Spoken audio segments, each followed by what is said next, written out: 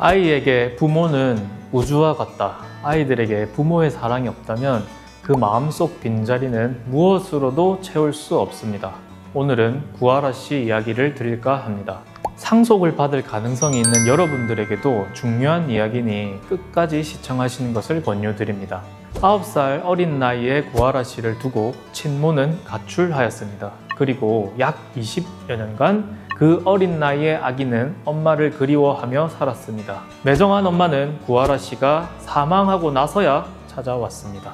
그것도 변호사를 대동하고 찾아왔습니다. 요구사항은 간단했습니다. 구하라 씨가 남긴 재산의 절반을 달라는 것이었습니다. 이를 두고 국민적 공분이 일었습니다. 그러나 그 당시 법으로는 부양을 하지 않고 떠났다는 것만으로 상속인 결격 사유가 되지 않았습니다. 가령 내가 상속받으려고 부모님을 죽였다. 이 정도의 중범죄가 일어나야 상속을 못 받게 하지, 단순히 내가 그 사람 곁을 떠났다라는 것만으로는 상속 제한을 할 수 없었던 것입니다.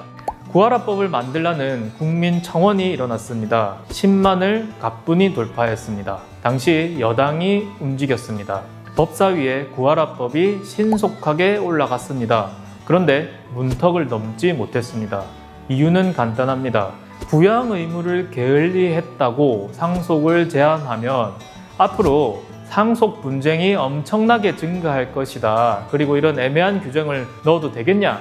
라는 것에 대해 의원들의 논쟁이 있었습니다. 타당한 지적입니다. 법안은 폐기되었고 그 이후에 국회가 여러 번 바뀌고 관련 법안들이 또 올라왔으나 법사위 문턱을 한 번도 넘지 못하였습니다. 구하라 씨가 사망하고 약 5년 뒤인 2024년 반전이 일어났습니다. 헌법재판소에서 학대 등 폐륜 행위를 한 가족에게 일정 부분 이상의 재산을 보장해주는 이른바 유류분이 헌법에 어긋난다는 결정을 한 것입니다. 유류분을 규정한 민법 1112조의 효력을 2025년 12월 31일까지만 인정하고 유류분 제도에 있어서 부모님 등을 장기간 유기한 사람에게도 상속분을 인정하는 것은 헌법 정신 그리고 상식에 반한다고 선언한 것입니다. 헌법재판소에 이러한 판결이 나오자 구하라법이 급물살을 타게 되었습니다.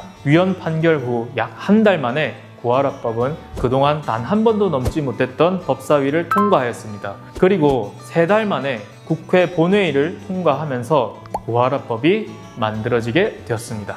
내용은 이렇습니다. 부양 의무를 중대하게 위반하거나 중대한 범죄 행위를 하였거나 그 밖에 심히 부당한 대우를 한 경우에는 상속권이 박탈됩니다. 시행일은 얼마 남지 않았습니다. 2026년 1월 1일입니다.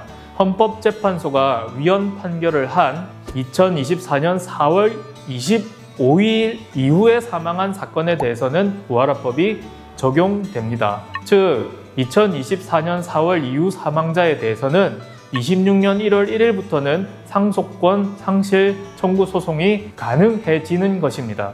관련된 소송이 줄을 이을 것입니다. 부양 의무를 중대하게 위반한 경우라고 규정함으로써 약간은 추상적으로 요건을 만들었기 때문입니다. 논란의 여지가 많을 겁니다.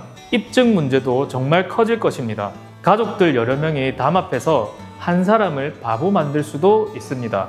부양 의무 다하지 않은 것처럼 꾸미는 소송도 분명히 나올 것입니다. 저희 법인은 오래전부터 구하라법, 즉 상속권 상실 청구 소송에 대해서 연구해왔습니다. 이제 곧 시행입니다. 저희 로펌에 이미 부양 의무를 위반한 다른 상속인에 대해서 상속권 상실 청구를 이미 의뢰하신 분이 있습니다. 소송 준비 이미 끝내놨습니다. 1호 판결을 받기 위해서 움직일 예정입니다.